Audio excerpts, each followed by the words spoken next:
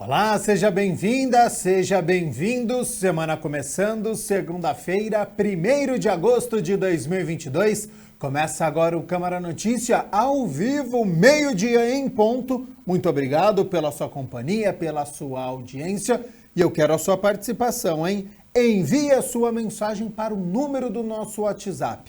19 é o nosso DDD, 978293776. O número já aparece aí embaixo da sua tela. Lembrando sempre, apareceu aqui este número do WhatsApp, olha só um pouquinho antes, estou apontando aqui para ele, hein? Com o seu QR Code, a câmera do seu celular apontada para este QR Code aqui, já vai aparecer na tela do seu celular a mensagem.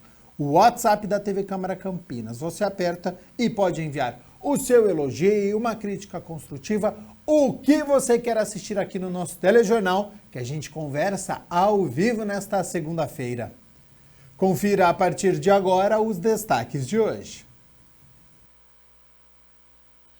Câmara de Campinas retoma os trabalhos de plenário hoje após recesso parlamentar.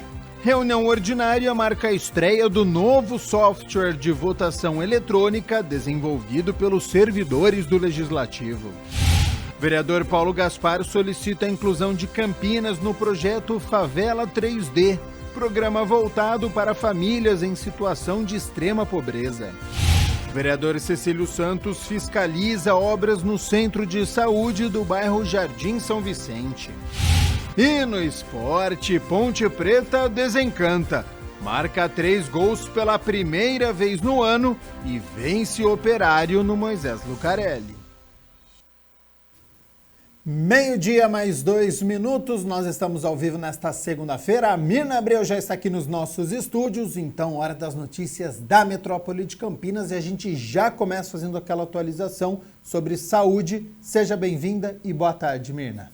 Boa tarde, Gabriel. Boa tarde a você aí de casa. E a gente abre falando do boletim semanal que é emitido pela Prefeitura de Campinas sobre as doenças respiratórias agudas graves aqui na cidade de Campinas. Olha, de acordo com o boletim emitido hoje, dia 1º de agosto, que se refere à semana 29, que vai de 17 a 23 de julho, nós tivemos aí, olha, 7.410 atendimentos de pessoas sintomáticas que procuraram alguma unidade de saúde na cidade, dos quais 26,8% positivaram para os testes da Covid-19. Então, a gente tem aí, olha, 4.605 pessoas que tiveram síndrome respiratória aguda grave e síndrome gripal. Não necessariamente é Covid-19, ok? A gente está aguardando a tabulação dos dados com o resultado, incluindo todos esses dias, mas a gente percebe que há um decréscimo nos atendimentos, até a procura. Olha, a gente teve aquele pico de 14, depois 13 mil na semana 26, 11 mil. Semana passada a gente teve 9.645 e 7.410 na última semana, que corresponde até o dia 23 de julho, que corresponde na prática à semana retrasada, tá? E aí, desses 4.605 pessoas que tiveram notificação de síndrome respiratória aguda grave e síndrome gripal, dentre elas, a gente tem a Covid-19. A internação também segue em queda. Olha, quando a gente olha as crianças, a gente tem nas UTIs infantis 29 crianças internadas na semana que se encerrou no dia 23 de julho.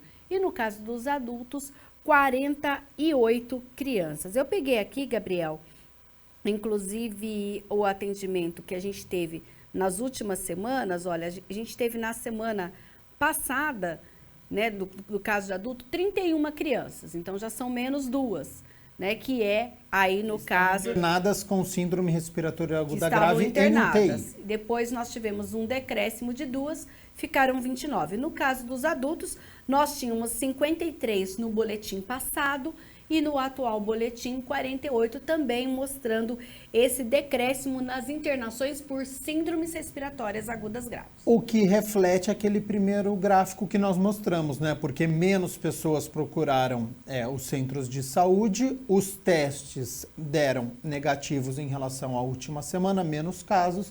Isso reflete também nas internações, que houve uma diminuição tanto para as crianças quanto para os adultos. E daquelas 4 mil pessoas que estavam com a síndrome respiratória aguda grave, 26% testaram positivo para a Covid-19, bem menos do que a metade dessas pessoas que estavam com alguns sintomas.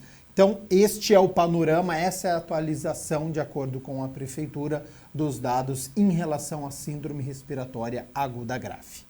Mirna Abreu, a gente segue aqui com as notícias da metrópole de Campinas, porque até então a campanha do agasalho ia até o último dia do mês de julho, né? Sim, agora ela foi prorrogada, porque sexta-feira, na verdade, teria sido o último dia de arrecadação, por exemplo, aqui na Câmara Municipal, mas a campanha iria até o dia 31. Só que uma ação movida pela Prefeitura verificou que é preciso prorrogar por mais alguns dias. Entenda.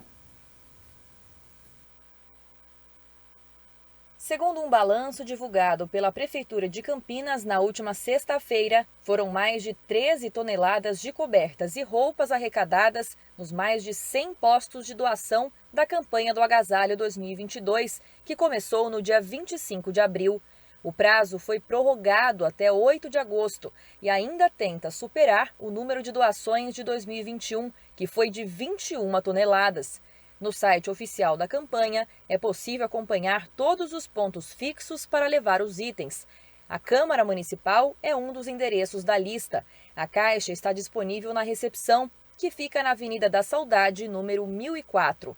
A campanha é uma das ações da Prefeitura para ajudar pessoas em situação de vulnerabilidade social. Até o dia 30 de setembro, é realizada no município a Operação Inverno, que já realizou 5.209 atendimentos, distribuiu 8.881 cobertores e encaminhou 1.071 pessoas ao abrigo municipal, que ampliou o número de vagas neste período mais frio do ano. Então, a gente lembra, olha, que então a campanha foi prorrogada até o dia 8 de agosto. Se você ainda tem uma roupa, achou que a campanha tinha acabado, dá tempo.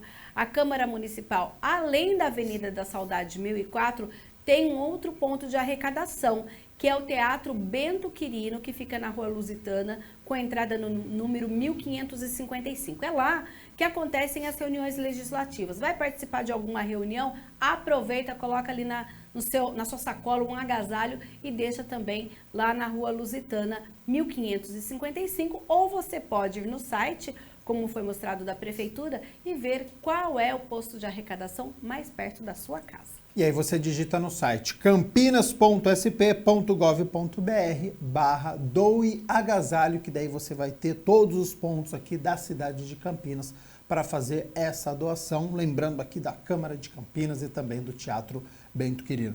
Mirna Abreu, vamos voltar a falar sobre saúde, porque tem atualização em relação à vacinação contra a meningite. Nesse momento a gente tem aí a disponibilidade da vacina contra a meningite C para os profissionais que trabalham na área da saúde. Essa vacina vai ficar disponível para esse público até fevereiro de 2023. Para ser vacinado, pode ser qualquer trabalhador da saúde, mesmo que esteja com o esquema vacinal completo. Olha, eu já tomei, trabalho na saúde, mas eu já tomei essa vacina. É preciso fazer esse reforço, justamente para dar proteção às pessoas que estão constantemente expostas à bactéria, além de evitar a circulação da doença. Para ser vacinado, basta apresentar um documento com foto e o comprovante de trabalho em estabelecimento de saúde. Tem direito a receber o imunizante pessoas que trabalham em hospitais, clínicas, ambulatórios, laboratórios, e a medida atinge médicos, enfermeiros, nutricionistas, fisioterapeutas, terapeutas ocupacionais, biólogos, biomédicos, farmacêuticos, odontologistas, fonoaudiólogos, psicólogos, assistentes sociais, profissionais de educação física, médicos veterinários e seus técnicos e auxiliares, assim como também recepcionistas, seguranças, trabalhadores da limpeza, cozinheiros, motoristas de ambulância, ou seja, todo mundo que trabalha, independente do setor, trabalha na área da saúde, pode então receber a vacina contra a meningite C. A gente lembra que ela está disponível no calendário nacional de vacinação e são indicadas 2 doses para o público em geral. aos 3 e aos 5 meses de idade e um reforço, preferencialmente, quando a criança completa 1 ano. A partir de hoje, Centro de Saúde Santo Antônio fica fechado por 15 dias. E atenção, se você é atendido nesse centro de saúde, a gente tem aqui algumas opções, até porque nesse período de 15 dias serão feitos os reparos da rede elétrica, hidráulica e também a pintura. Os serviços foram distribuídos em outros locais. Você precisa pegar medicamento? A farmácia, você pode ir em qualquer outro centro de saúde que ficar mais próximo da sua residência. Se precisar procedimentos de enfermagem, como aferir pressão, dextro, injeção ou algum teste rápido da Covid-19, também pode ir a um outro centro de saúde mais próximo. No caso de coleta de exame laboratorial, acolhimento com a equipe de enfermagem, retirada de receitas deixadas para renovação médica e retirada de agendamento especial e exames de imagem, você deve ir ao Centro de Saúde Aeroporto, que fica na Rua Cairi 315, na Vila Aeroporto, onde também estão acontecendo as consultas médicas agendadas. Elas acontecem nesse centro de saúde e também no Centro de Saúde do DIC 6, que fica na Rua Julião Simões, sem número. Então, consultas agendadas foram distribuídas nessas duas outras unidades. Agora, consulta agendada com psicólogo está acontecendo no Tear das Artes, que fica na Avenida Benedito Roberto Barbosa, número 11, lá no Parque Universitário de Viracopos. Precisa de dentista? No Centro de Saúde Santos Dumont, que fica na Rua José Pinto da Silva, número 81, no Parque Industrial Lisboa. Vacinação de rotina e também contra a Covid, a gente tem na creche Estrelinha do Oriente, no Parque Vista Alegre. Então, se você precisa cumprir o calendário vacinal ou mesmo tomar a 4ª dose contra a Covid, a gente está tendo a campanha contra a gripe e você antes era atendido no Centro de Saúde aí do Santo Antônio, agora você pode ir então lá na creche Estrelinha do Oriente, que tem uma equipe montada lá, além, claro, da Associação dos Moradores da Santo Antônio, que fica na Rua Martinica, sem número. Sábado, esse atendimento é exclusivo para o sábado, do dia 6 e dia 13 de agosto, das 8 da manhã ao meio-dia. Mirna Abreu, hoje é 1º de agosto, estamos iniciando um novo mês, semana começando, agora com todos os alunos presentes nas salas de aula, também com os alunos da rede particular, muitos ensinamentos dentro das escolas, mas fora delas também, né?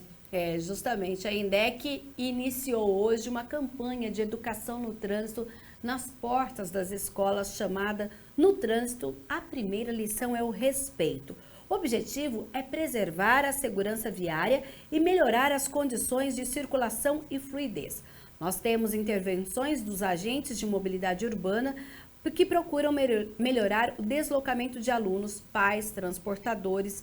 A ação é realizada no entorno das escolas e universidades que estão localizadas no sistema viário principal, ruas e avenidas que possuem grande fluxo de veículos. Ao todo, são 15 unidades educacionais a partir de hoje que vão receber essas ações e você encontra toda a relação lá no site da Prefeitura e também no site da INDEC. Mirna Abreu, tem informação importante agora para os servidores municipais aposentados, né? É hora de fazer a prova de vida e a Prefeitura divulgou aí que agora é a vez de quem vai até o dia 25 de agosto, é a vez de quem nasceu em fevereiro e agosto. E começa então, e a prova de vida pode ser feito um agendamento. Anote aí, www.agendabanco.com.br.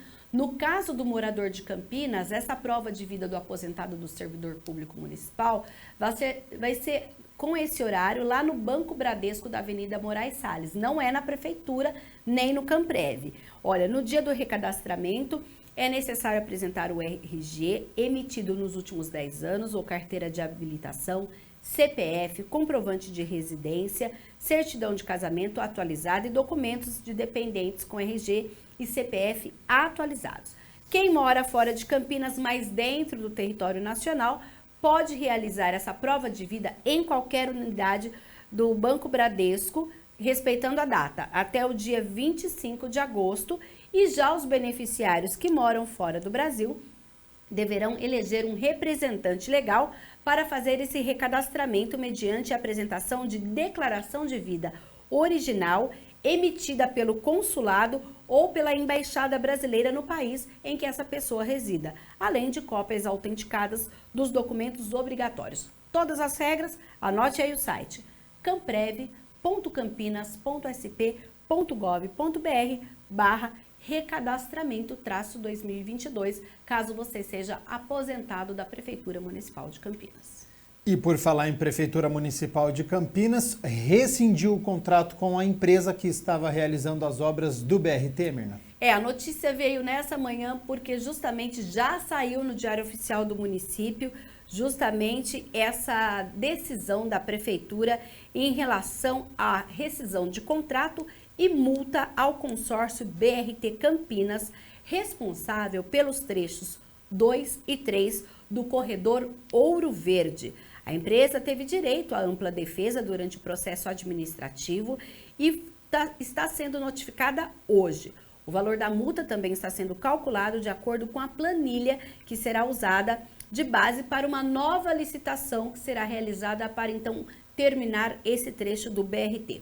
O consórcio, de acordo com a nota da Prefeitura, deixou de realizar 11% do total desse lote, 3 estações, um terminal e o COO, que é chamado Centro de Controle Operacional, alguns pequenos trechos viários, além de 2 terminais que foram entregues incompletos. Então, a gente aguarda aí o desdobramento em relação a esse trecho 2 e 3 do BRT Corredor Ouro Verde.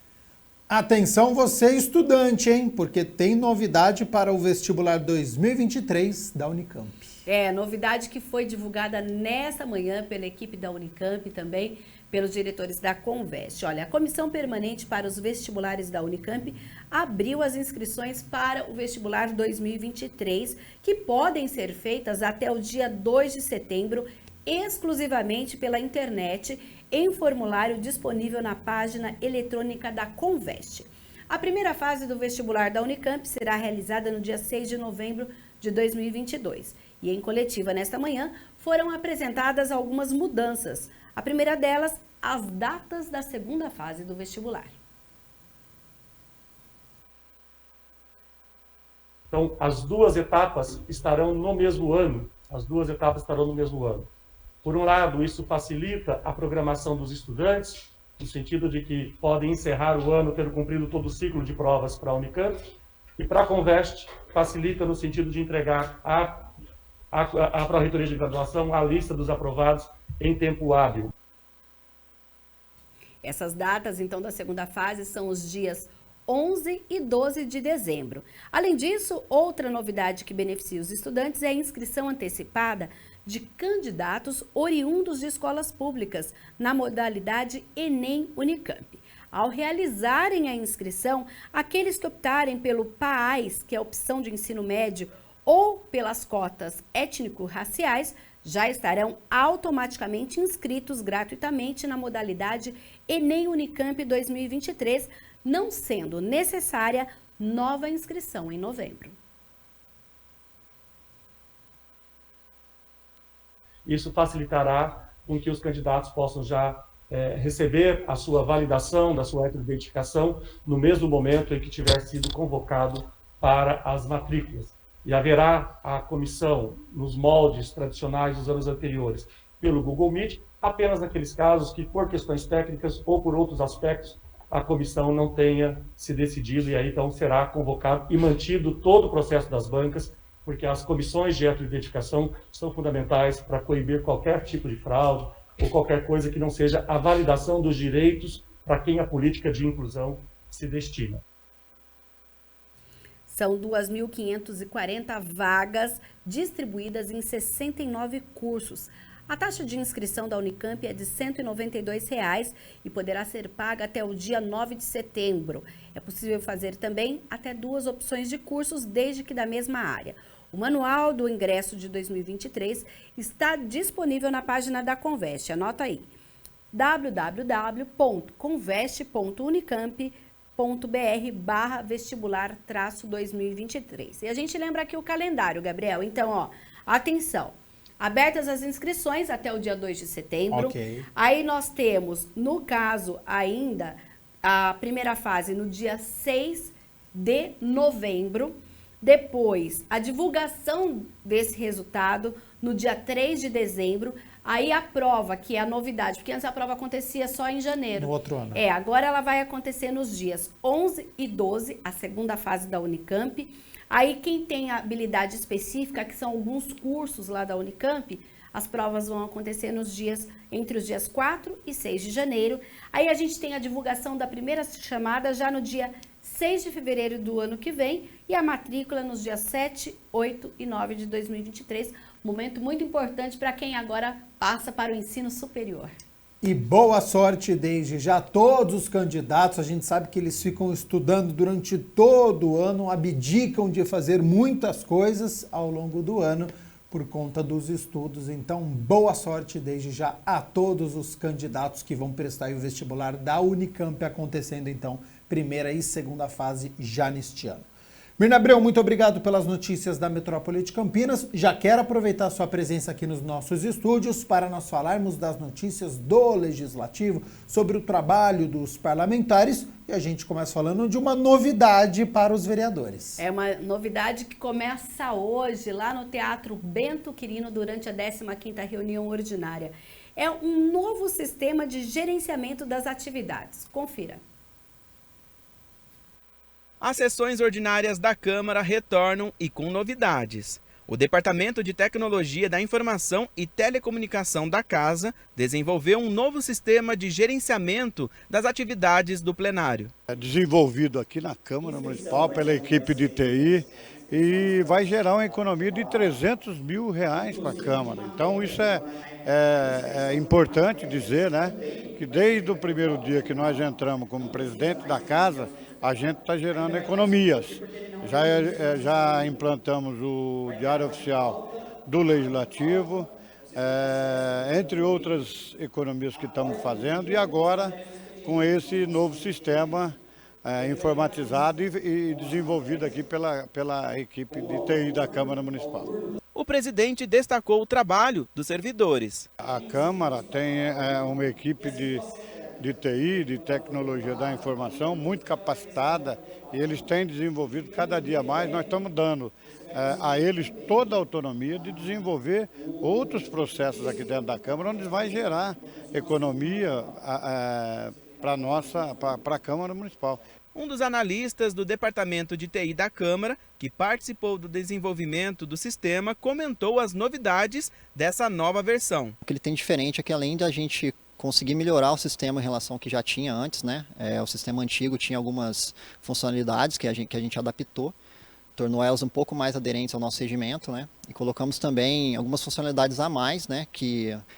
A fim de poder tornar o sistema um pouco mais útil, um pouco mais ágil, um pouco mais intuitivo também para os vereadores. A interface ela é uma aplicação totalmente web, né? Então a gente conseguiu colocar algumas ações assim que são bem dinâmicas, assim, né? Algumas coisas que você clica num botão lá, o operador clica num botão e o sistema responde, e todos os terminais também dos vereadores também acontece uma ação naquele momento, né?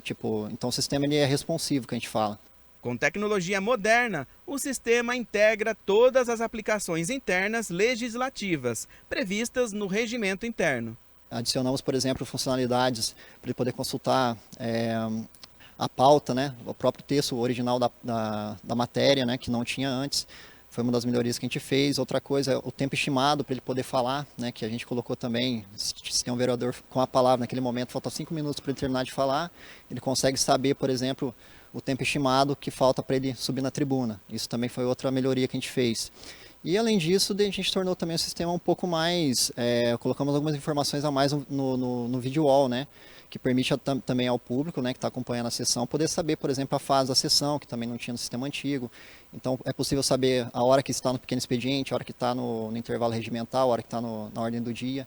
Para viabilizar o uso do novo sistema, a Elecamp, a Escola do Legislativo de Campinas, em parceria com a Diretoria de Tecnologia da Informação e Telecomunicação, promoveu a capacitação dos vereadores e dos servidores envolvidos nas atividades de gerenciamento do plenário. Segundo o presidente, a Câmara de Campinas mais uma vez se destaca. A Câmara é referência, inclusive na região metropolitana, que muitas outras câmaras municipais vêm aqui para ver como é que são desenvolvidos esses projetos, para que eles também façam o mesmo nas câmaras municipais, onde eles têm esses projetos.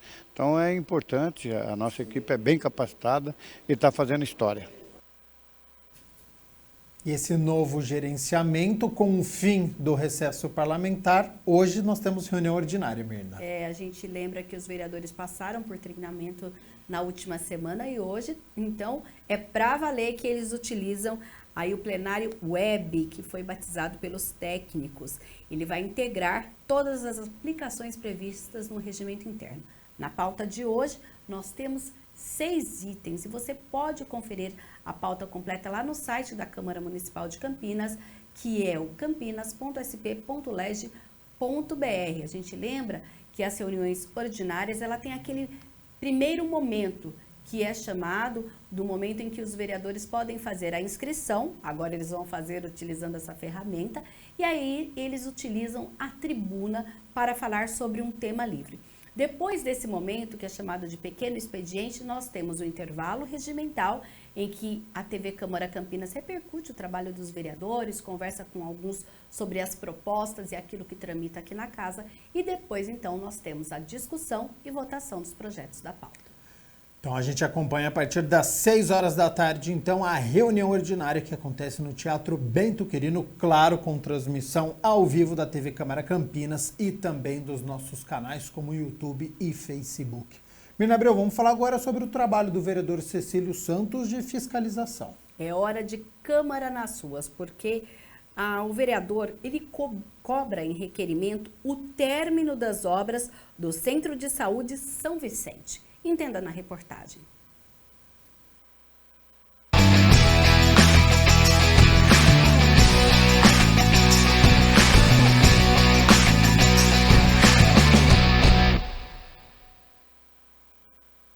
O vereador Cecílio Santos visitou a obra do Centro de Saúde do bairro Jardim São Vicente. O parlamentar tem um requerimento número 331 de 2021, que monitora a execução do serviço. A obra, infelizmente, está atrasada no prazo inicial. A gente percebe que estão trabalhando, que é muito importante, mas eu vou cobrar do prefeito que acelere o passo, para que esta obra possa ser entregue o quanto antes para a população.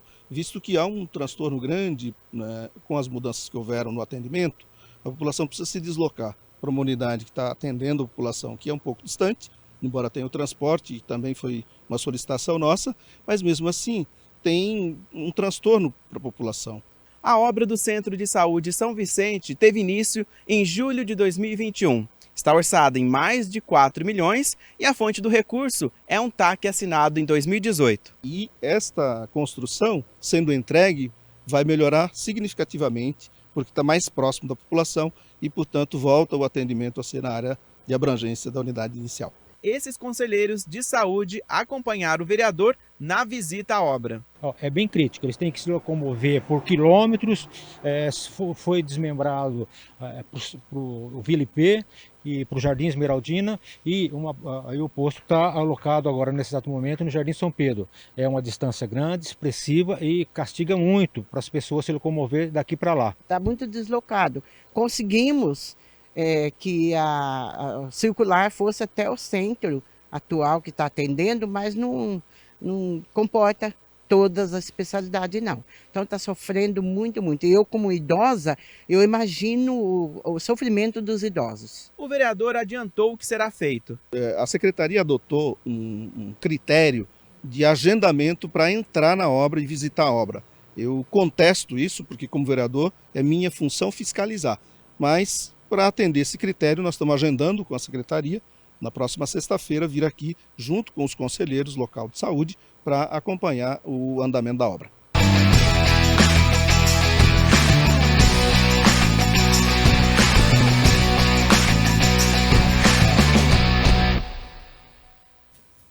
12:30, nós estamos ao vivo nesta segunda-feira, o nosso Câmara Notícia, agora com as notícias do Legislativo. A gente segue falando aqui sobre o trabalho dos parlamentares e agora com uma iniciativa do vereador Paulo Gaspar. O vereador pede, através de uma indicação, para que Campinas participe do projeto Favela 3D. Entenda na reportagem de Michel Amorim. Voltado para famílias que vivem em situação de extrema pobreza, o projeto Favela 3D, que visa ter uma comunidade digna, digital e desenvolvida, é tema da indicação 5.366 deste ano, de autoria do vereador Paulo Gaspar. Ele tem o intuito de fazer um levantamento na comunidade, são famílias que vivem em extrema pobreza, né? E ao fazer o levantamento da população dessa região, desse local, eles fazem diversos projetos, tanto na área de assistência, empreendedorismo, quanto na reposição de habitações para essa população. Então isso envolve um projeto habitacional, tirar essa população do local, construir novas moradias com dignidade para essas pessoas e depois fazer um trabalho de assistência e ensinar essas pessoas como a trabalhar e terem uma vida mais sustentável dentro desse ambiente, porque não adianta você renovar o ambiente que elas moram se elas não tiverem condições de manter aquilo vai se deteriorar da mesma maneira. Segundo o levantamento da rede Gerando Falcões, o número de favelas no Brasil cresceu 108%, atingindo mais de 13 mil. São 5 milhões de domicílios e 14 milhões de moradores. 89% estão localizados em regiões metropolitanas. É um problema que tem se agravado nos últimos 20 anos. O Brasil não cresce economicamente, ele anda de lado, e isso é devido à classe política nossa, que não aprova as reformas que o Brasil tanto precisa. E enquanto essas reformas não vierem, reforma administrativa, tributária, política e outras, a gente vai continuar enxugando gelo. O projeto Favela 3D já impactou mais de 4 mil comunidades, está presente em 25 estados e participam do ecossistema 308 ONGs. Infelizmente, né, ainda é por amostragem. Você vai ver, dependendo da cidade, qual comunidade que está mais carente e necessitando dessa intervenção. E é muito pontual ainda, né, num Brasil que é gigante e, infelizmente, que não tem recursos. Nós somos um país pobre e é uma iniciativa muito louvável que a gente tem que incentivar. Mirna Abreu, hora de nós falarmos sobre uma solenidade, entrega de honraria. Ela aconteceu em julho e foi destinada a um restaurante aqui da cidade que recebeu o diploma de mérito gastronômico. Confira. Por iniciativa do vereador Luiz Rossini, a Câmara Municipal entregou o diploma de mérito gastronômico ao Macaxeira Campinas Restaurante e Cachaçaria. A experiência gastronômica proposta pelo Macaxeira, na verdade, tenta transformar o simples ato de comer realmente numa experiência sensorial, saborosa e inesquecível. Foram essas as razões que levaram a Câmara Municipal de Campinas a aprovar por unanimidade, com voto de todos os vereadores aqui, Nelson Ossi, Marcelo da Farmácia, Carmo Luiz, vereador Permínio Monteiro, né? Vereadora Paola Miguel e outros, todos unânimes, a concessão do diploma de mérito gastronômico ao Macaxeira Campinas, restaurante e cachaçaria, como forma de reconhecer a importância do seu restaurante, Guto, né, para o desenvolvimento da nossa cidade, para o acolhimento de turistas que aqui vêm, sendo mais uma opção gastronômica e uma referência positiva e elogiosa. Que esse diploma significa, então, esse reconhecimento e os votos, e que vocês continuem se expandindo e atendendo cada vez melhor a população de Campinas e da nossa região. O Macaxeira está em Campinas desde 2018, com a proposta de valorizar os sabores da culinária do Norte e Nordeste, aliado a um ambiente descontraído e elegante. O empresário Augusto Parada agradeceu a homenagem. É uma honra receber uma sessão solene da Câmara Municipal de Campinas e o motivo de estar ocorrendo aqui, numa macaxeira, restaurante e cachaçaria. Receber o diploma de mérito gastronômico concedido pelo Legislativo de Campinas, que é a maior distinção do município na área gastronômica, muito nos envaidece. Esse reconhecimento representa a coroação do trabalho de toda uma equipe, que se esforça diariamente para entregar sempre o melhor aos nossos clientes e, consequentemente, à cidade de Campinas. Essa reunião da Câmara homenageando o Macaxeira, que em nome do Macaxeira a gente também tenta demonstrar o quão pujante é a gastronomia na nossa cidade. Que outros exemplos como esse possam ser lembrados ao longo da nossa trajetória. 12h36, Mirna Abreu, muito obrigado pelas notícias. Primeiro aqui da Metrópole de Campinas, agora com as notícias do Legislativo. Hoje, portanto, às 6 horas da tarde, tem reunião ordinária. Volta amanhã, então, contando tudo pra gente? Isso, a gente volta falando de como foi essa primeira reunião pós-recesso parlamentar do mês de julho. Até amanhã. E a gente vai fazer o seguinte, então, rápido intervalo e na volta tem entrevista ao vivo. Nós vamos falar sobre o Agosto Lilás, que é um mês de conscientização sobre o enfrentamento à violência contra as mulheres. Não sai daí que o nosso intervalo é rapidinho.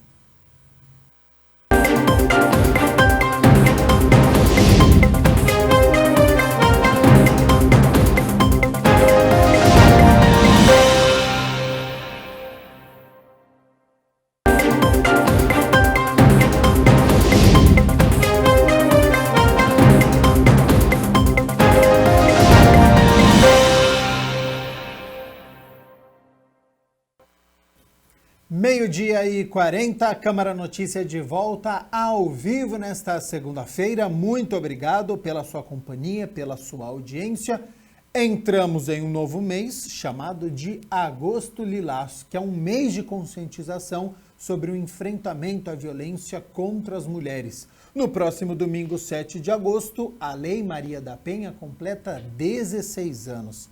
Então, para abordarmos sobre conscientização, ações que precisamos ter, converso agora com a médica e escritora Ana Travassos, que acompanha de perto cenas de violência físicas, psicológicas contra as mulheres. Então, Ana, primeiramente, muito obrigado por ter aceito o convite para participar aqui do Câmara Notícia, na TV Câmara Campinas. E qual que é a importância de termos um mês dedicado a essa discussão? O que pode acrescentar para diminuirmos os casos? Seja bem-vinda e boa tarde. Boa tarde, Gabriel. Obrigada pela oportunidade, obrigada por estar aqui falando com vocês ao vivo. É um prazer falar. Não vou dizer que é um prazer falar sobre esse assunto, porque o melhor seria que a gente não tivesse que falar sobre ele. Acho que, sendo bem sincera, eu prefiro estar aqui falando de outra coisa, mas tem uma importância enorme a conscientização. Eu trabalhei muitos anos em pronto-socorro, pronto-atendimento, eu trabalhava em hospital público e privado, então a gente via muito isso com frequência, violência física, e eu acho que a física, embora nem sempre chegue para a gente nos pronto-socorros, né, porque tem muitas mulheres que têm medo de procurar o serviço, têm medo de procurar a polícia, mas geralmente a física chega mais evidente, porque ela tem, vamos dizer assim, uma comprovação, mas você tem outras formas de violência contra a mulher que são muito mais difíceis da gente conseguir pegar, né? Tipo violência psicológica, por exemplo, que é muito mais difícil porque ela não deixa, vamos dizer, marcas visíveis, porque marcas elas vão acabar deixando. Então, quando a gente olha para a pandemia, a gente teve algumas pesquisas que acabaram saindo aí na pandemia, então a gente viu esse aumento de violência física, de violência psicológica, teve algumas pesquisas que também falaram que aumentou a quantidade de suicídio por causa disso, né? Se você tem um aumento do risco de suicídio para essas mulheres que sofrem de algum tipo de violência, você mencionou, né, a Lei Maria da Penha, ela acaba colocando 5 violências diferentes que você pode ter em relação à mulher. Então, qual que é o grande impacto a gente falar isso no Agosto Lilás, né, que é um mês de combate à violência? É as pessoas se posicionarem em relação a isso, não só as mulheres, acho que todas as pessoas que veem. Então, assim, a gente eu como médica, quando a gente via, a gente relatava. Então, mas dentro do hospital existe toda uma coisa eu vou dizer um pouco mais fácil, mas não é que ela é mais fácil, ela é mais estruturada para a gente conseguir fazer essa denúncia.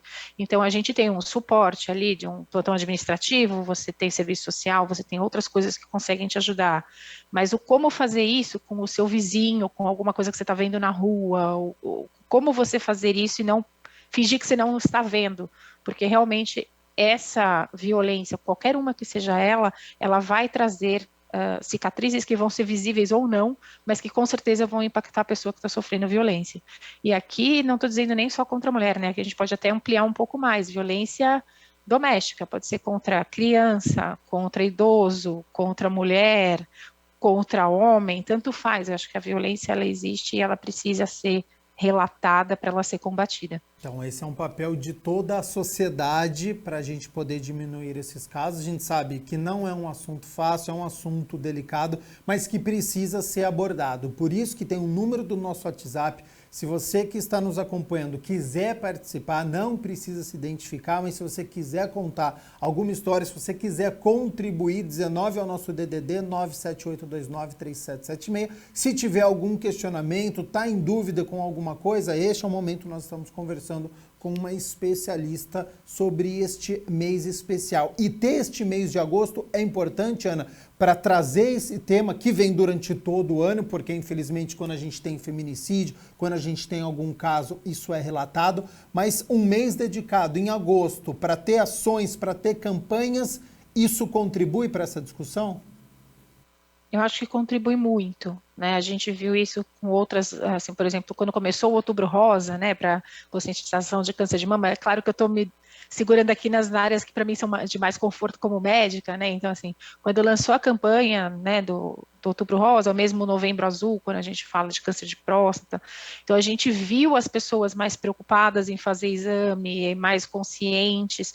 Então, acho que todas as campanhas são válidas sim para aumentar esse awareness, né, da população. As pessoas precisam ser captadas, elas precisam chamar atenção para isso, para efetivamente você ter um call to action, né? Então, daí isso que você falou, manda para o WhatsApp, liga para o 181 que é anônimo. Então, você não precisa se identificar.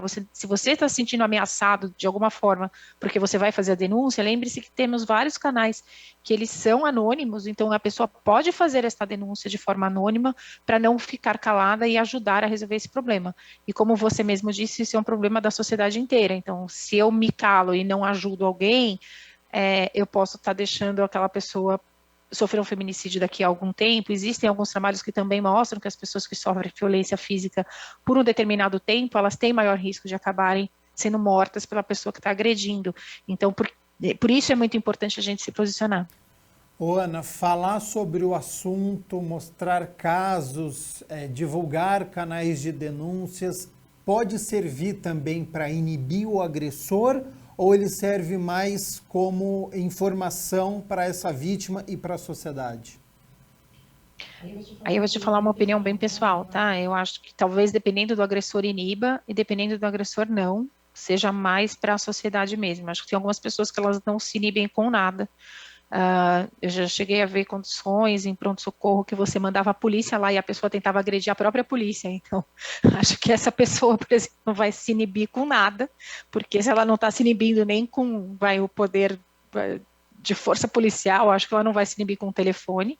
Mas acho que existir um canal que a pessoa saiba que ela pode ser denunciada faz com que ela pense duas vezes.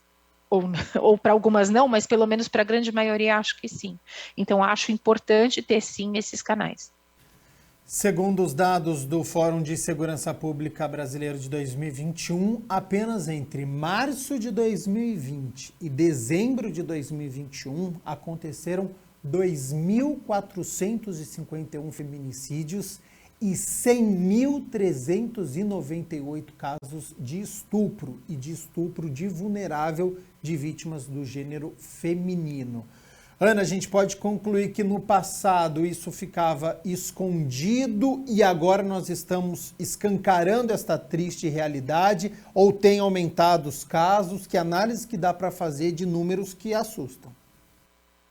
Eu acho que é um misto. Eu acho que a questão da pandemia talvez tenha contribuído para esses números, né? As pessoas ficaram mais fechadas em casa, ficou menos visível o que estava acontecendo quando a gente fala em violência doméstica, na hora que se pensa em condomínios, as pessoas ficaram mais restritas aos espaços e isso ficou menos público, né? Quando a gente, sei lá, as pessoas saem para trabalhar, para ir para a escola, até você falar com alguém e essa informação vazar, ela fica mais visível, né? Mas acho que na pandemia, você restringindo, acho que tinha todo o estresse da pandemia junto e etc, as pessoas estavam mais, como é que eu vou dizer assim, um pouco mais reativas, eu acho que piorou, teve uma somatória com as coisas. Mas também acredito sim, que com os canais aumentando, o assunto tendo ficado mais prevalente, acho que a gente fez aquela campanha do X vermelho na mão, né, que assim, que a mulher faz com batom e tudo, que foi uma coisa que surgiu também mais recentemente. Então, a mulher começou a conseguir pedir mais ajuda, então isso acabou aumentando as denúncias e a gente acabou tendo isso mais relatado. Então, eu acho que foi uma conjunção de fatores que fizeram esse número explodir. Mas, de qualquer forma, é um número que a gente não queria estar vendo. Como eu te disse no começo, eu não queria estar aqui discutindo isso. Ô, Ana, e são os casos mais diversos possíveis, né? Porque nós tivemos estupro durante cirurgia, nós tivemos feminicídio por ciúmes, nós tivemos agressão em local de trabalho. Então, assim, é uma agressão que nós temos muitos tipos. Eu acho que a gente viu isso muito nos noticiários, principalmente acho que nos últimos 2 meses a gente viu isso muito, né? Então, algumas situações que a pessoa deveria estar se sentindo acolhida e segura, por exemplo, assim, fazendo parto de um filho, porque teoricamente ela deveria estar num ambiente seguro e não é exatamente o que aconteceu, né? E a gente teve, eu vou dizer a sorte, porque foi a sorte das pessoas que suspeitaram disso esconderem um aparelho celular para conseguir filmar e conseguir denunciar. Então a gente teve a sorte de ter bons profissionais e não profissionais do ponto de vista médico aqui, né? E eles também são bons profissionais do ponto de vista né, de medicina, de enfermagem, mas como boas pessoas, né, assim, aquilo que a gente falou em relação à sociedade. Essas pessoas não estavam fazendo o trabalho delas no sentido médico, enfermagem, elas estavam fazendo o trabalho delas como pessoas, assim, tendo uma empatia pelo outro e tentando mostrar que o outro está fazendo errado e como que eu provo isso para ele parar. Então, se elas não tivessem tido o insight que elas tiveram, não teria parado isso. E quando você citou numa resposta anterior sobre os tipos de violência que estão na Lei Maria da Penha, nós temos violência física, psicológica, sexual, patrimonial e sexual. Este assunto, estes 5 tipos, precisam chegar mais até a sociedade? A gente fica batendo muito na física, porque você diz que ela fica evidente, e pode ser aquela que no olho dos outros machuque mais, só que os outros 4 tipos também estão presentes? Estão presentes, a gente vê, e eu acho que esses são os mais difíceis de você conseguir fazer um diagnóstico, porque às vezes a linha é tênue entre a pessoa que está de mau humor e te dá uma patada, e quando isso vira alguma coisa que te ameaça, que não deixa você se posicionar, e isso vira uma rotina. Então, uma coisa, aconteceu, eu estava de mau humor, assim, encontrei alguém na rua, dei uma patada, tá, tudo bem, isso acontece. Mas quando você está morando com uma pessoa que isso passa a acontecer diariamente numa crescente, é difícil das pessoas ao redor, a não ser que elas estejam, né, assim, os vizinhos escutem, seja uma coisa que vai aos gritos, mas se for uma coisa mais velada, ela é muito difícil de ser percebida. Às vezes, como você perceberia? Você perceberia se você é amigo da pessoa e talvez você note uma mudança de humor nela, porque a tendência dessa pessoa também é aumentar a depressão. Então, você perceberia, ela está mais quieta, ela está menos feliz, ela sorri menos, ela está mais cansada, né? Já que a gente tem alguns sintomas de depressão que são relacionados a uma pessoa fica com mais sono, ela tem menos de vontade de sair, menos vontade de fazer as coisas. Então, precisaria de uma atenção maior dos amigos, das pessoas ao entorno para prestar atenção nesse tipo de mudança de comportamento.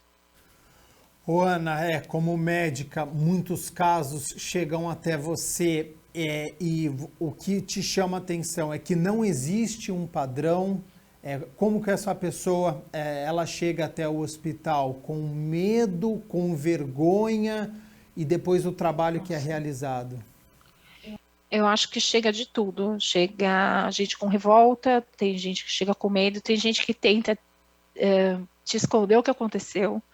Então conta uma história, sabe aquela coisa que a gente vê em filme às vezes? Não, caí da bicicleta. Não, peraí, não. Esse tipo de lesão não aparece. Existe até hoje. Da bicicleta. Existe. Acho que existe e eu esperaria que não existisse mais e fosse diminuindo. Eu acho que vem diminuindo, acho que as pessoas estão tendo mais coragem de se posicionar e falar, mas outras circunstâncias às vezes fazem com que elas tenham medo. Então, obviamente, sem citar nenhum nome aqui, mas citando a situação em si, você às vezes tem uma mulher que tem um filho e ela depende do marido do ponto de vista monetário, porque ela perdeu o emprego, alguma coisa, ela tem muito medo de denunciar esse marido que é provedor e ele colocar ela com a criança para fora e ela não ter mais o que fazer com o filho nem com ela. Então você vê que ela tolera mais por causa disso.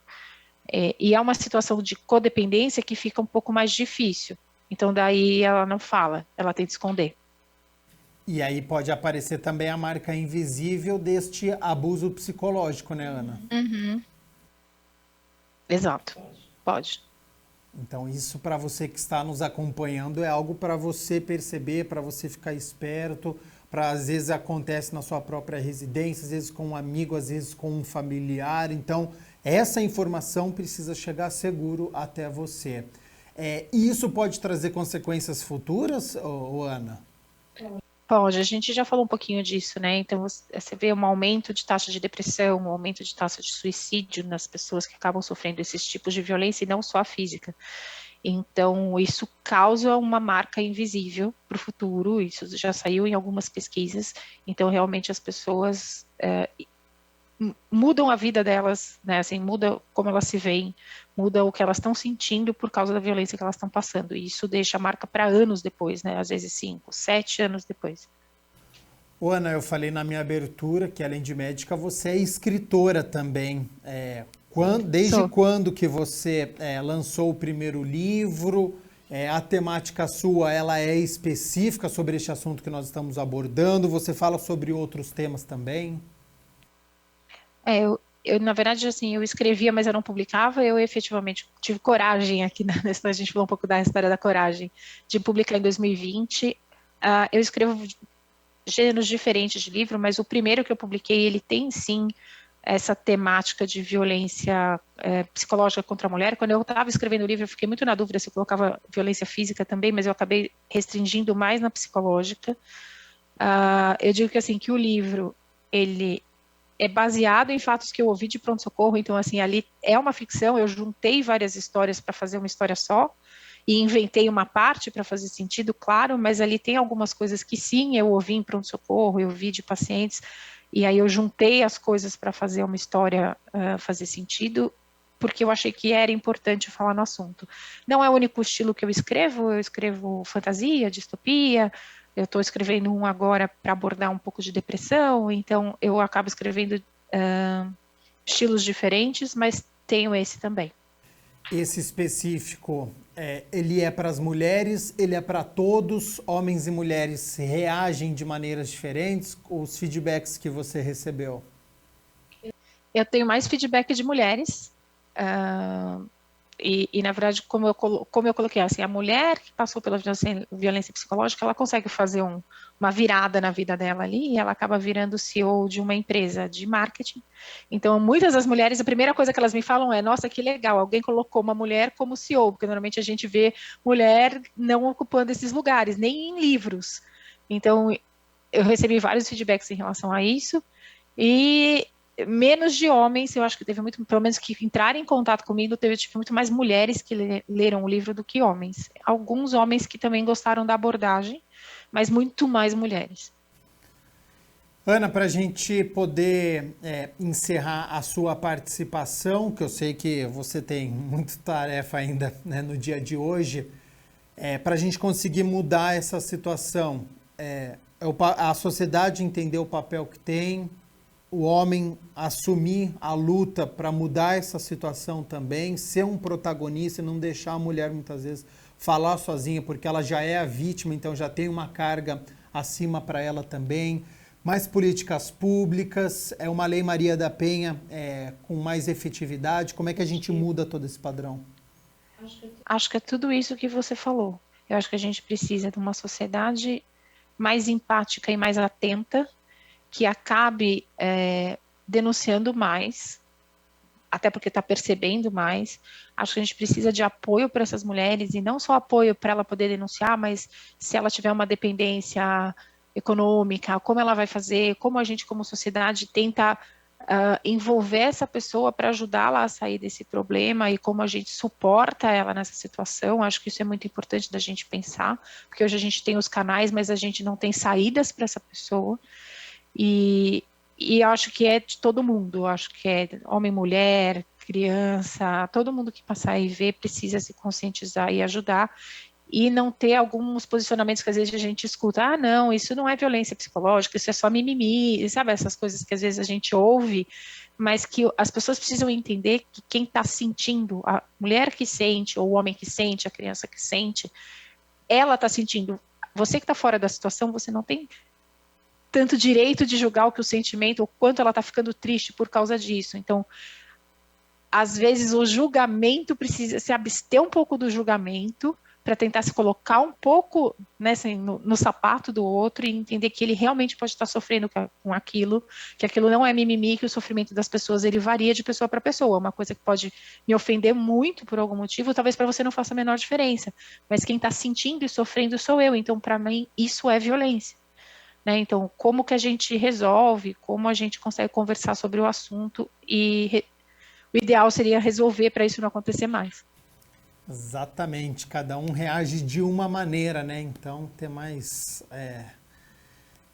simpatia com o que o outro está vivendo, para a gente ter uma sociedade muito melhor. Ana Travassos, médica e escritora, muito obrigado pela disponibilidade do seu tempo novamente. Já fica o convite aqui para uma próxima oportunidade, que seja então num cenário muito melhor, com muitos menos casos, que seja com um novo livro, com uma temática que consiga continuar ajudando a todos nós, e até uma próxima oportunidade. Até uma próxima, Gabriel. Obrigada. Obrigada pela participação. Obrigada por vocês terem me convidado para estar aqui. Super obrigada. A participação da Ana Travasso aqui no nosso Câmara Notícia ao vivo nesta segunda-feira, 1h mais 1 minuto. E olha só, hoje pela manhã aconteceu o lançamento do programa de clínicas veterinárias móveis, que deve percorrer muitos bairros aqui pela cidade de Campinas. Hoje estava na Praça da Juventude, pastor Alessandro Monari, no DIC 5, onde a repórter Dalila Pereira acompanhou e traz agora as informações. Então, boa tarde, Dalila. Olá, Gabriel, tudo bom? Estamos aqui hoje no distrito do Ouro Verde, diretamente da Praça da Juventude. E olha, essa segunda-feira para mim começou maravilhosa, porque eu estou aqui rodeada de cachorrinhos, de gatinhos, todas as coisas mais lindas, mais fofas, que agora podem contar com esse serviço aqui das clínicas veterinárias móveis. E quem vai conversar com a gente sobre isso é o prefeito Dário Saad. Prefeito, obrigada aqui pela sua presença. Essas clínicas veterinárias foi uma lei que foi sancionada lá em abril, né? E agora a gente está vendo a efetividade dela. Então é importante a gente cumprir as leis e ampliar a oferta de consultas para os cães e gatos da nossa cidade. E são 2 unidades como essa está sendo lançada aqui no DIC 5, na Praça da Juventude, a outra unidade lá na Vila Boa Vista, e essas unidades percorrerão as cidades. Elas irão próximo das famílias, nas regiões que muitas vezes os donos de cães e gatos não têm oportunidade de uma clínica veterinária. Prefeito, antes as pessoas já contavam com o castramóvel também, que leva esse serviço à população, em vez deles terem que ir ao local, e agora uma clínica veterinária também, né? Isso, a Prefeitura de Campinas já tinha 2 programas muito legais, que é o SAMU Animal e o castramóvel. Essa clínica veterinária móvel, esse programa de clínica veterinária móvel, amplia muito o atendimento. Serão mais de 24 mil atendimentos em um ano, e isso é muito importante na proteção animal. Campinas é referência nacional na proteção animal e agora, com a clínica veterinária móvel, dá um passo muito importante. Isso democratiza o acesso ao atendimento, né, para quem não tem condições. Sem dúvida, dá a possibilidade daquelas pessoas que amam seus cães, seus gatos, de ter acesso a uma consulta veterinária, a um profissional especializado para cuidar da saúde do seu animal. Prefeito, obrigada pelas informações. Muito obrigado. A gente vai conversar também com o Flávio Lamas, que é diretor de bem-estar da ANAMA. A ANAMA é a Associação Nacional de Órgãos Municipais de Meio Ambiente e que também tem essa preocupação toda com os animais. Flávio, obrigada aqui por estar falando aqui com a gente. Temos agora esse espaço aqui da Clínica Veterinária Móvel, mais pensando sobre o bem-estar dos animais, né? É isso. E o importante é que está se criando política pública. Por que eu participo como diretor da ANAMA? Porque a preocupação da entidade, a ANAMA, e da Associação Amigos dos Animais de Campinas, enfim, da proteção animal, é que a gente possa levar políticas públicas para todas as cidades. Agora, o que um prefeito vai fazer? O prefeito precisa se espelhar em ações que sejam um sucesso de outros locais, né? E Campinas está sempre criando coisa nova. Essa clínica veterinária móvel vai fazer, como o nosso prefeito acabou de falar agora, 24 mil atendimentos por ano. Isso significa, de segunda a sexta-feira, das 8 da manhã às 5 da tarde, significa 100 atendimentos por dia. São 100 animais que serão atendidos que certamente a pessoa não teria grande condição de fazer esse atendimento. E uma outra coisa que eu queria ressaltar, olha que bonitinho, olha, que eu queria ressaltar é o seguinte: esse trabalho é um trabalho tipo SUS municipal.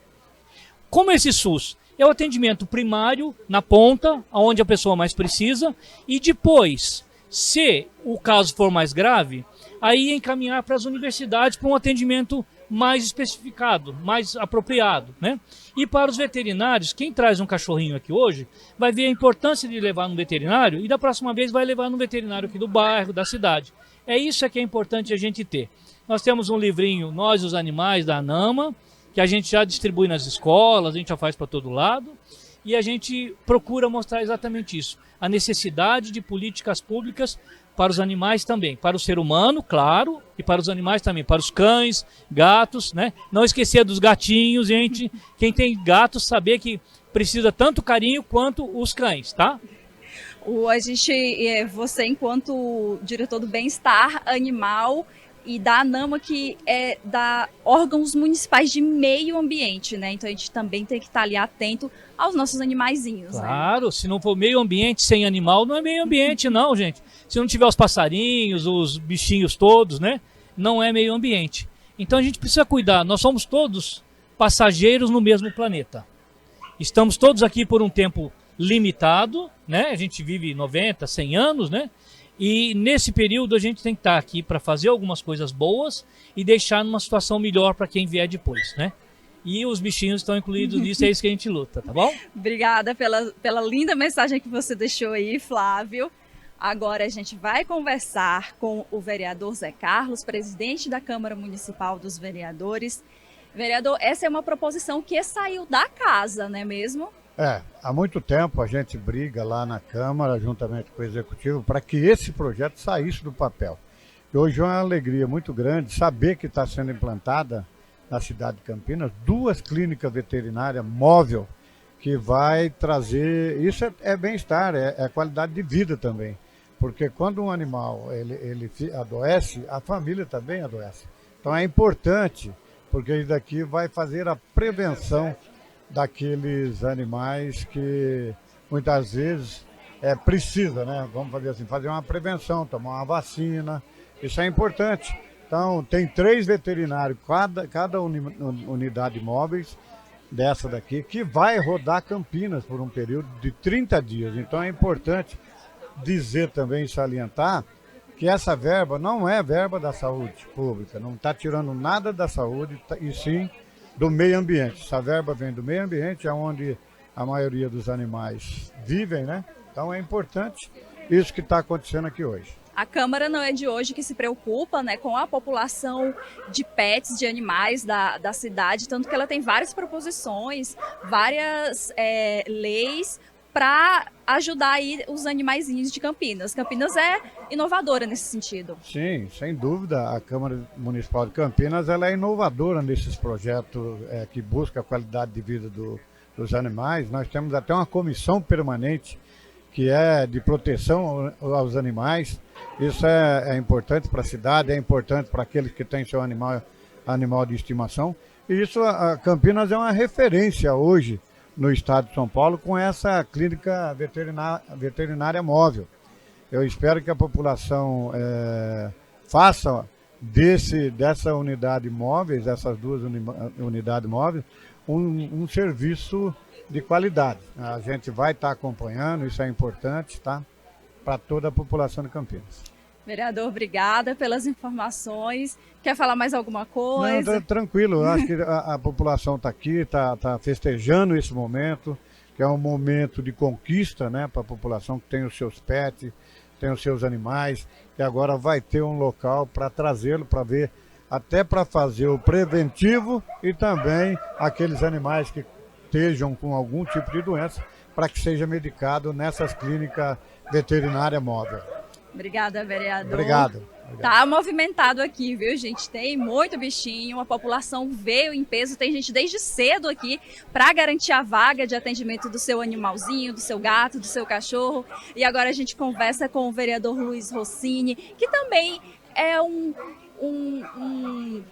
uma pessoa que luta e um apoiador da causa animal, não é mesmo, vereador? Principalmente na Comissão de Meio Ambiente, que eu sou presidente, a gente já debateu muitas vezes esse tema. Aliás, a elaboração do Estatuto de Proteção do Animal, que Campinas saiu na frente, é referência, foi uma iniciativa da Câmara. E a partir do Estatuto do Animal, que prevê políticas públicas e ações voltadas à proteção e o bem-estar animal, é que acabou dando a base jurídica, a base legal, para que programas como esse pudessem ser desenvolvidos, né? Então, a gente está acompanhando, reivindicando, lutando. E é fundamental para uma cidade do porte de Campinas, que tem uma população de cães e gatos enorme, oferecer a possibilidade das famílias, principalmente da periferia, que não tem condições de pagar um veterinário, de ter acesso a um serviço público de qualidade e gratuito como este. Obrigada pelas palavras, vereador. Quer deixar mais um recado aí, convidando todo mundo para vir trazer seus bichinhos? Olha, eu acho que são duas unidades, uma está fixa no Boa Vista, que todo mundo já conhece, onde fica o DPBE também. Esse aqui na Praça da Juventude, né, no dia 5 de março, vai ficar por um período aqui, não precisa agendar. Então você que mora aqui na região dos diques, do aeroporto, Vida Nova, pode trazer o seu animal aqui. São cerca, se não me engano, 60 a 100 consultas dia. Você vai cuidar do seu pet, você como tutor, você que é o tutor responsável, tem que cuidar da saúde e proteção dele.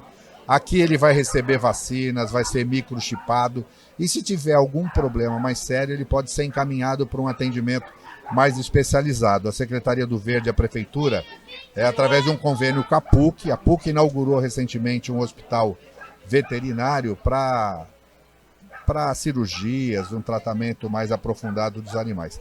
Mas a política de bem-estar animal também é base da política pública, que evita muitas vezes que um animal portador de alguma zoonose possa transmitir para um membro da família, para um humano, né? Então é muito bom ver Campinas desenvolvendo ações nessa área. Obrigada, vereador. Muito Importante agradeço. ressaltar isso, né, gente? Que cuidar dos nossos animais é cuidar da nossa saúde também, porque ele pode pegar alguma coisa, passar para a gente, e isso aí é questão de saúde pública. Quem conversa com a gente agora é o Rogério Menezes, secretário do Verde, da Secretaria do Verde, Meio Ambiente e Desenvolvimento, que junto com o Departamento de Proteção e Bem-Estar Animal vão ser os responsáveis pelo gerenciamento desses espaços aqui, não é? Bom dia, obrigada pela sua presença, secretário. Bom dia, uma satisfação. Um dia muito importante para a proteção animal de Campinas, né? A gente poder lançar esse atendimento aqui, praticamente um SUS animal, né? Atendimento médico veterinário gratuito, bairro a bairro. Cada 30, 40 dias, caminhão de container levanta o container, leva para outro bairro, atendendo a população de baixa renda, que tem muitas vezes dificuldade de levar o seu gatinho, o seu cãozinho, né, para um atendimento médico veterinário. Rogério, e como é que vai ser assim o funcionamento? A pessoa chega, pega uma senha, aguarda ser chamado, quais os horários, como é que vai ser essa parte aí, esse cronograma? Olha, aqui a gente tem em cada unidade, que são 2 containers, 3 médicos veterinários, um atendente auxiliar de médico veterinário e um administrativo. O administrativo vai fazendo o agendamento, vai recepcionando as pessoas, vai cadastrando os animais, e os médicos veterinários, junto com a auxiliar, vão fazendo os atendimentos. Então as pessoas vão agendando, lógico que tem um limite de consultas por dia, né? São cerca de 12 mil consultas, 12 mil consultas por unidade, como são 2 unidades, 24 mil consultas por ano. Então, dia a dia tem um número de consultas, mas vai fazendo o agendamento, vai atendendo por demanda, né? Como vocês estão vendo hoje aqui. Então, são 6 médicos veterinários, 2 auxiliares de médico veterinário e 2 administrativos para ir fazendo o agendamento das consultas. Isso bairro a bairro, a cada 40, 45 dias, muda de bairro. E vai atender toda a cidade, vai bairro a bairro, principalmente nos bairros que as pessoas precisam mais. E nesse momento, eu acredito que vocês sempre pretendem avançar no cuidado dos animais, mas nesse momento agora, nessas unidades, quais são os serviços que são oferecidos? São apenas cuidados básicos, tem vacinação, o que tem nessas unidades? Olha, é feito a microchipagem, a vacinação se o animal precisar, né? E 80% dos problemas animais, acontece isso na medicina também, no SUS humano, né? 80% dos problemas se resolve na base, antes que eles se agravem, né? Então você recebe ali um primeiro atendimento. Se a questão for mais grave, não é aqui, a gente não vai fazer cirurgias de animais, nada disso. Aí o atendimento é lá no departamento, ou em convênio depois com a PUC, que é uma coisa que nós estamos discutindo no momento. Mas o atendimento básico veterinário, sempre aqui com essa clínica móvel, a primeira do Brasil com médicos veterinários na ponta.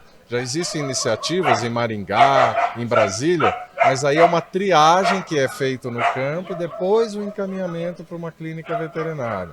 Aqui não, o médico veterinário na comunidade, na ponta, onde os animais vão precisar. Campinas sempre inovadora, saindo na frente aí nesse cuidado com os animais, né? Sem dúvida, em termos de proteção animal, mesmo hoje que nós estamos começando a operar essas 2 unidades aqui no Boa Vista, né? Com os 4 containers e os 6 médicos veterinários, a gente continua com o SAMU Animal atendendo os casos de emergência, de atropelamentos de animais e tudo mais, e também o castramóvel bairro a bairro, que só esse ano são 13 mil castrações de cães e gatos. Castração é de extrema importância para a saúde também do animal, né? Controle populacional. E outra coisa que eu queria destacar, esse trabalho aqui não é só importante para a saúde animal, porque quando você tem animais bem cuidados, você tem menos problemas de contato do animal com as pessoas, que existem algumas doenças que podem ser a partir dos animais. Então, prevenindo as doenças nos animais, a gente vai ter animais saudáveis em casa. Isso favorece a saúde das pessoas também. Pensando na saúde pública, não é mesmo? Secretário, muito obrigada pelas informações. Gabriel, você aí tem... Não me lembro, Gabriel, se você tem bichinho. Se tiver, vamos aqui garantir o atendimento do seu animalzinho. E já tem muita gente aqui, todo mundo trouxe seus bichinhos. E eu volto com você aí no estúdio. Não tenho animal de estimação, mas a informação foi muito bem passada para todo mundo que tem. Então agradeço você, Dalila Pereira, por essas informações, ao presidente da Câmara de Campinas, vereador José Carlos, ao vereador Luiz Rossini, ao prefeito Dário Saad. Participou também com a Dalila Pereira o Rogério Menezes, que é o secretário municipal do Verde, e também o Flávio Lamas. Informações importantes então. 1h mais 17 minutos, semana começando, hoje é segunda-feira. Você que está nos acompanhando, está procurando emprego? Está em busca de uma oportunidade no mercado de trabalho? Então confira agora as vagas disponíveis aqui em Campinas, no Centro Público de Apoio ao Trabalhador. Olha só. Nesta segunda-feira, o Centro Público de Apoio ao Trabalhador de Campinas tem 242 vagas de emprego disponíveis. Entre elas, ajudante de carga e descarga de mercadorias com CNH-AB, assistente administrativo, carregador e descarregador de caminhões, colorista, desenhista de instalações hidráulicas, eletricista de iluminação pública, fresador, gerente de loja, mecânico montador, operador de centro de usinagem com comando numérico, produtor de conteúdo digital, recepcionista atendente, serralheiro montador, técnicos de redes, telefonista, vigilante com 6 vagas exclusivas para pessoas com deficiência e reabilitados do INSS moradores de Campinas. Os salários variam entre R$ 1.216 e R$ 8.000. Os detalhes de cada vaga estão no site cepat.campinas.sp.gov.br/vagas. O atendimento presencial do CEPAT é realizado mediante agendamento prévio através do portal do cidadão no cidadão.campinas.sp.gov.br, em que você poderá agendar em uma das unidades. A do centro fica na Avenida Campos Sales 427 e funciona de segunda a sexta-feira, das 7h30 da manhã às 4h30 da tarde. A unidade Ouro Verde fica na Avenida Rui Rodrigues, 3.900, no Parque Universitário, e funciona das 8 da manhã às 4 da tarde de segunda a sexta. No mesmo horário, também funciona a unidade do Campo Grande, que fica na Rua Manoel Machado Pereira, 902, em frente à Praça da Concórdia. Hora de nós falarmos do nosso quadro De Olho na Educação, porque ele vai abordar o estímulo à leitura, que passa a ser prioridade na educação básica.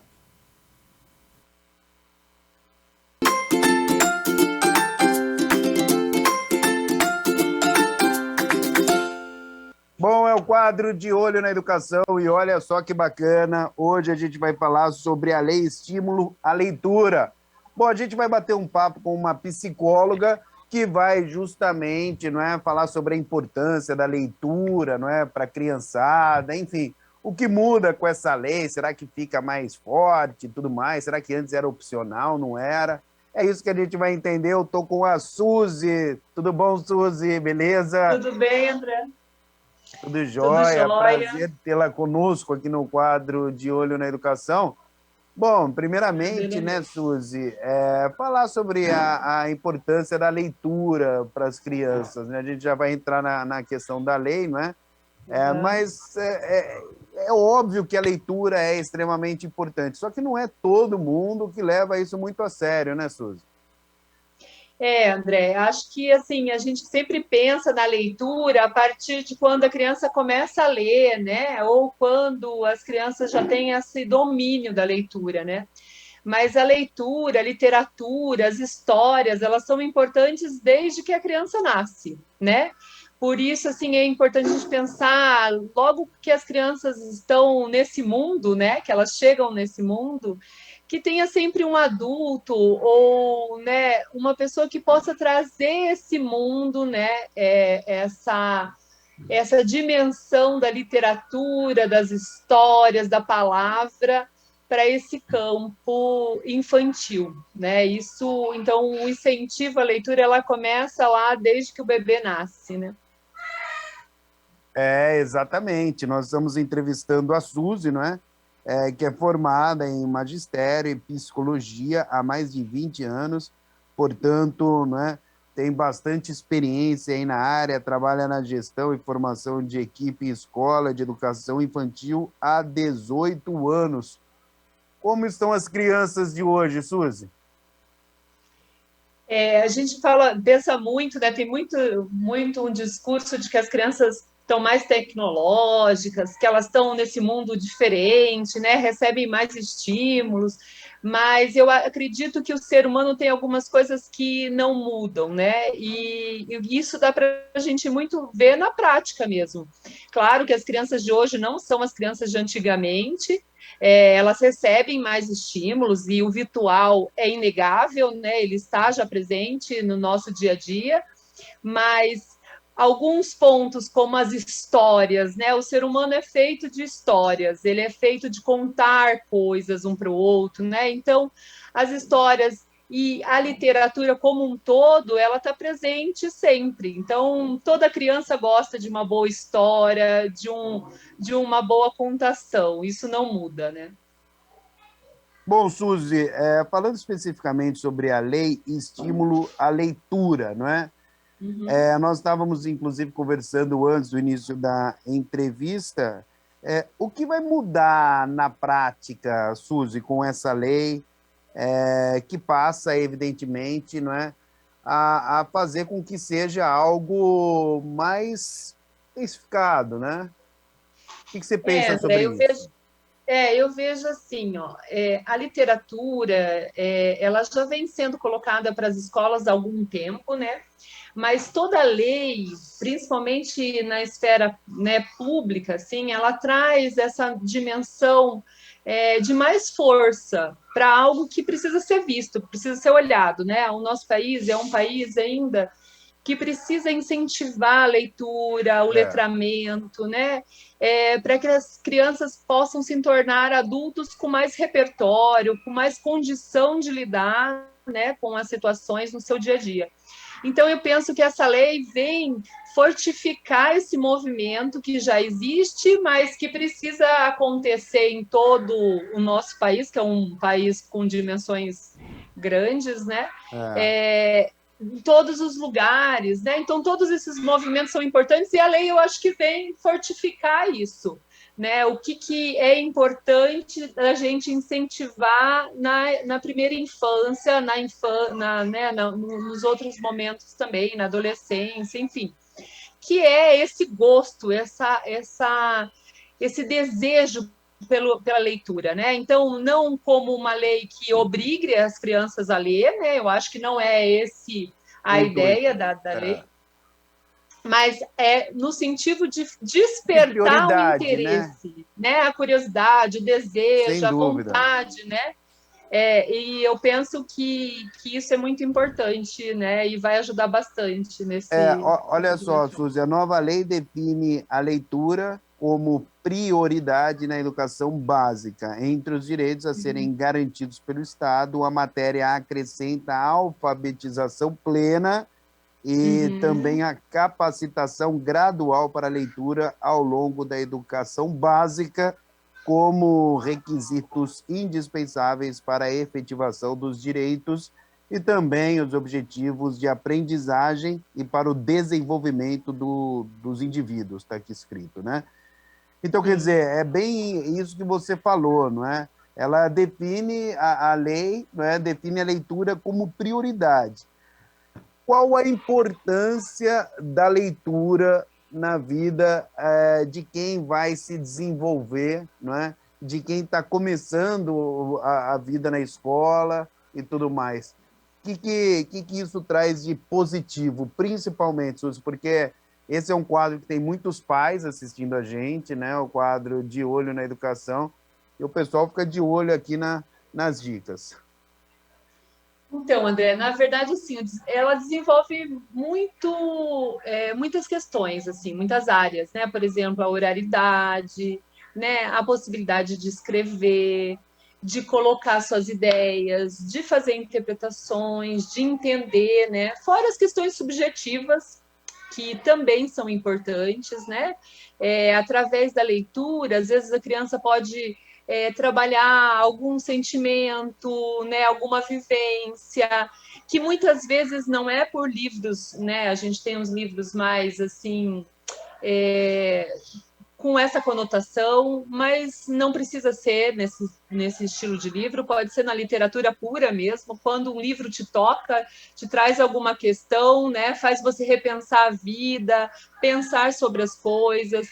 E a literatura, ela traz essa dimensão também da gente entender o mundo, entender o outro, né? E nesse sentido, ele é muito importante para qualquer ser humano que se torna adulto, né? Na vida adulta, o que o ser humano precisa? Ele precisa compreender, interpretar, né, dizer sobre, quando ele vai trabalhar num espaço coletivo, que em geral é isso, a gente sempre trabalha num espaço coletivo, a gente precisa disso, de articulações, né, de entender o que o outro está querendo dizer, mas também poder nos comunicar de uma maneira mais efetiva. Então, a literatura, ela ajuda em todos esses sentidos, né? Ela vai dando repertório para a criança e se tornando mais potente mesmo em relação a essas comunicações que ela vai depois precisar fazer, né? Sem dúvida, Suzy. Além disso, não é, de tudo isso que você colocou para a gente, né, dos benefícios da leitura, eu não sei, posso estar enganado, mas eu acho que quem lê tem maior facilidade para escrever também, né? Exato, isso que eu falei, né? Assim, a questão da leitura, ela traz a possibilidade de você escrever melhor, né? Escrever com mais vocabulário, com mais articulação, né? Você fala melhor, né? Você se comunica melhor, né? Ela vai te dando mais repertório. A literatura, ela traz essa dimensão. Descobre novas palavras, né? Isso, um vocabulário, né, estende seu vocabulário, vai compreendendo, né, as articulações que o autor vai fazendo ali. Por isso que é importante a gente ter literatura, né, boa, assim, né, de pessoas que escrevem bem, né, e colocam isso, porque hoje em dia a gente tem muito esse mundo virtual muito rápido, né? As pessoas leem pouco hoje, né? Cada vez mais. A gente lê mais, mas com menos qualidade. O que significa isso? Né? A gente lê mais ali, né, no Instagram, nas redes sociais, mas a gente lê menos no sentido do discurso, né, do conteúdo, do repertório ali que vai se estendendo, das histórias, né, do começo, meio, fim, da temporalidade, né, que ela nos traz. Bom, para quem quiser dar um livro de presente para uma criança, como escolher assim o assunto certo? Vai de acordo com a idade, né? Você disse que desde pequenininho, até na barriga, né, do bebê, a leitura já é importante. Quem está assistindo ao quadro, né, o De Olho na Educação, e fala, puxa vida, eu vou dar de presente para o meu sobrinho, para o meu filho, para o filho do meu amigo, da minha amiga, um livro. Como é que faz? Quais são os critérios? Olha, tem várias fontes que eu acho que é importante a gente pensar, né? Tem alguns blogs de pessoas que se dedicam em relação a isso, a trazer os livros, falar sobre eles, né? Que eu acho que é uma fonte importante para a gente pensar. A revista Crescer sempre faz, todo ano, uma seleção também bem criteriosa, assim, interessante, sobre os 30 melhores livros daquele ano, né? O livro infantil, ele precisa emocionar e trazer algum sentimento para todos. Ele não, eu acho que um ponto que a gente pode pensar, André, é que o livro ele não precisa ser direcionado à criança no sentido de um vocabulário no diminutivo ou de imagens que tragam um mundo infantil com muitos estereótipos, eu penso, né? Eu acho que o livro infantil ele tem que trazer uma qualidade, né? Uma qualidade de ilustração, uma qualidade de escrita, isso é importante. Então, esse ponto que você me traz, eu acho que é bem importante a gente pensar, assim, né? Que escolhas eu faço dos livros para os meus filhos, né? É claro que eu acho que tem uma questão aí de faixa etária, que é importante a gente trabalhar e pensar, mas a mediação do livro sempre é muito importante, né? Porque na primeira infância, né, como eu falei, a gente lê para as crianças, a gente media e escuta o que elas trazem, né, sobre aquilo que a gente acabou de ler, porque às vezes a gente pensa, eu vou ler esse livro, nossa, acho que a criança nem vai entender. E entende e traz coisas muito interessantes, perguntas muito interessantes assim para a gente, que nos surpreende. Então, nessa primeira infância, a mediação, ela precisa estar presente, né? Que é um adulto que possa ler e falar sobre aquilo, e perguntar e deixar a criança dizer, né? Sobre a história que foi lida. e essa seleção que a gente falou, né? Livros que tragam, assim, não é livro infantil, né? É literatura infantil, é livro que você vai ler e vai se emocionar, e vai, né, vai ter um sentimento em relação àquilo. Claro que aí tem livros que a gente gosta mais, livros que a gente gosta menos, mas a qualidade do livro, ela precisa estar presente, né? Muito presente. Você disse aí... Pois não, Suzy, pode falar, desculpa. Não, é que você já me perguntou de livro, eu já tenho vontade de mostrar alguns. Boa, é isso aí. Tem alguns aí? Por exemplo, esse livro aqui, ó, Uma Onda Pequenina.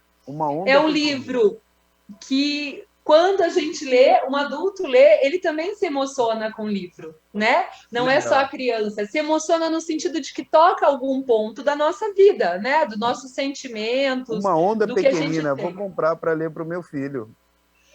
Esse livro aqui também, olha, André, é muito legal, né? Que é Meu Crespo é de Rastinha, que é um livro que fala sobre o cabelo, sobre essa questão ética, que eu acho que é bem importante. Enfim. Pode mostrar para a gente ó, aí, que é um livro, esse livro aqui, legal, que é do Tino Freitas, que é um livro que não tem palavras, né? Que não tem palavras, não, tem poucas palavras, mas ela traz toda uma ilustração bem interessante também. Conta a história através da ilustração. Ele tem um texto, mas a ilustração, ela também é um texto, né? E isso para a criança é interessante, porque ele vai podendo também contar essa história, né? Além de escutar a história, ela pode também ir contando sobre o que ela está vendo, do que ela está sentindo, né? Em relação ao que ao livro, né? E à ilustração. Tem mais algum livro aí, Suzy? Ai, deixa eu dar uma olhadinha aqui, que eu tinha separado. Aproveita a oportunidade aí para...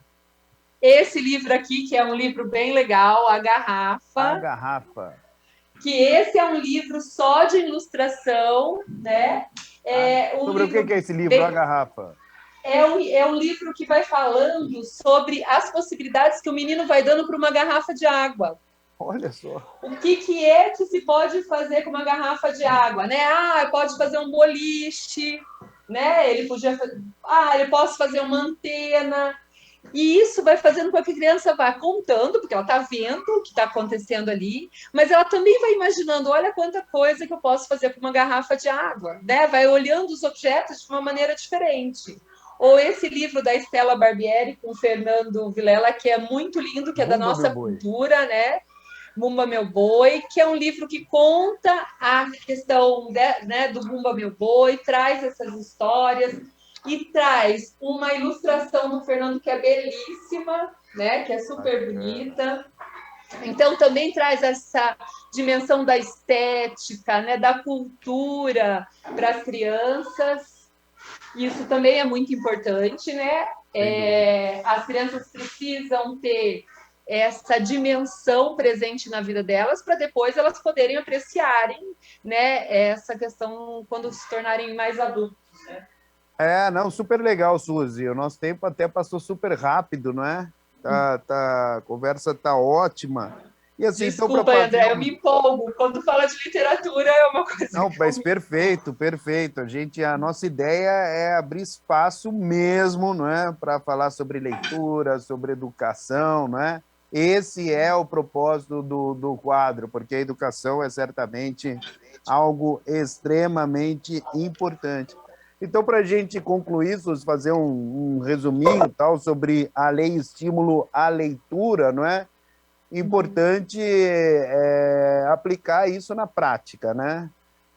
Isso, André. Então, isso eu acho que é uma coisa que eu gostaria de falar, né? É que uma forma da gente fazer, como é que a gente pode incentivar as crianças a lerem, né? E transmitir essa curiosidade, essa vontade.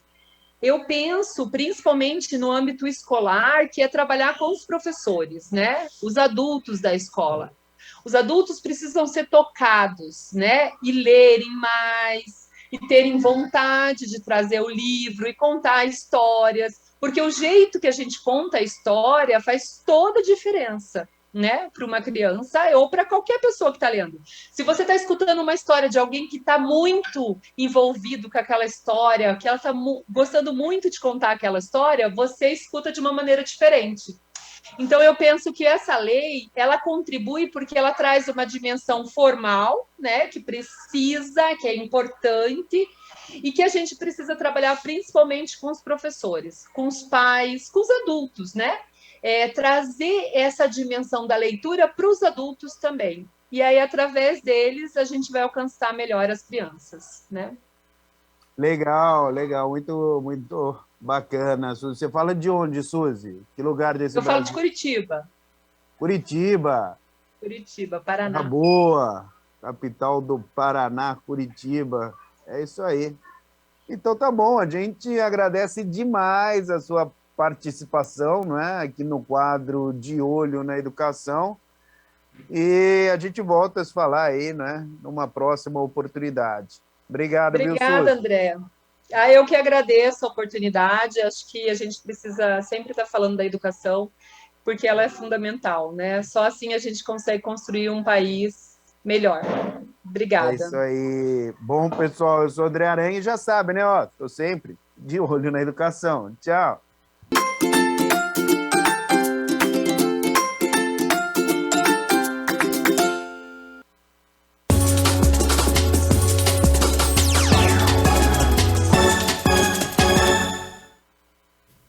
Vamos balançar as redes do Campeonato Brasileiro da Série B, porque no sábado a Ponte Preta recebeu o Operário no estádio Moisés Lucarelli e venceu com autoridade.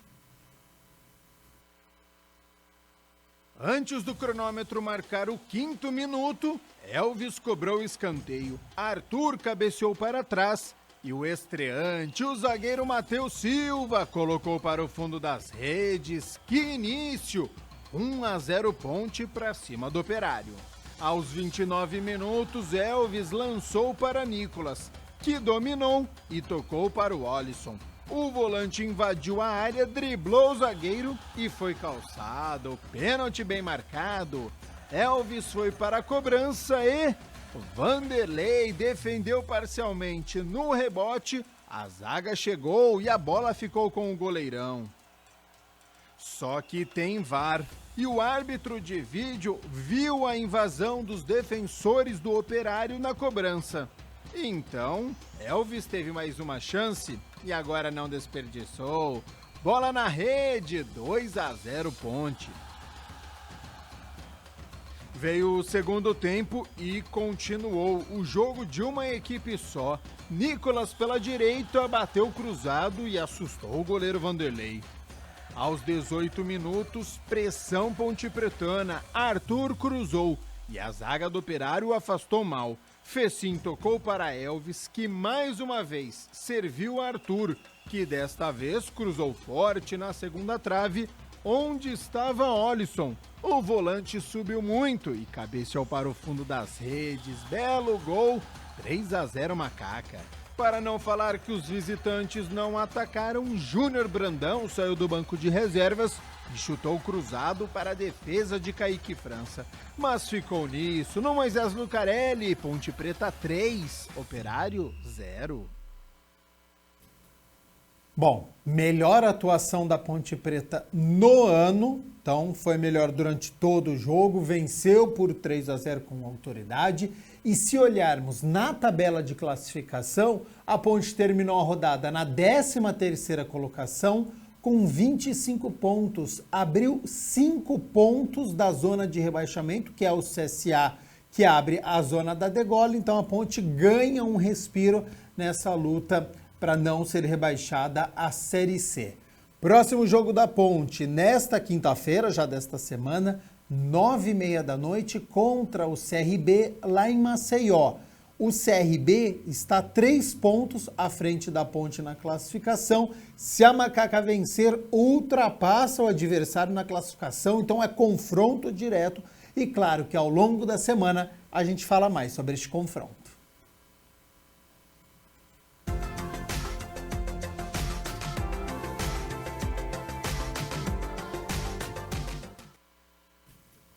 Bom, depois de uma sexta-feira chuvosa, fim de semana já foi de tempo estável, com o sol aparecendo durante todo o dia, um friozinho, né, neste fim de semana. Hoje, segunda-feira, começa da mesma maneira, então sol durante todo o dia. E para amanhã, terça-feira, não temos mudanças, viu? Então segue o tempo aberto durante todo o dia, sem a presença de muitas nuvens. Então a temperatura ela começa a ficar mais alta para este inverno, hein? As temperaturas já estão aqui na minha tela, então olha só, amanhã terça-feira, início do mês de agosto, com o sol aparecendo, mínima de 15 graus. Ao longo do dia essa temperatura sobe, olha só, podendo chegar aos 29 graus aqui na cidade de Campinas. 1h mais 43 minutos, o Câmara Notícia fica por aqui. Muito obrigado pela sua companhia, pela sua audiência. Continue aqui na TV Câmara Campinas, fim do recesso parlamentar, portanto, hoje é segunda-feira, tem reunião ordinária a partir das 6 horas da tarde, com transmissão aqui da TV Câmara Campinas, pelo YouTube, pelo Facebook, por todos os nossos canais. E o Câmara Notícia retorna amanhã na terça-feira, ao meio-dia, contando tudo para vocês sobre a reunião ordinária, as notícias do Legislativo, o trabalho dos parlamentares e as notícias aqui da metrópole de Campinas. Até lá. Tchau, tchau.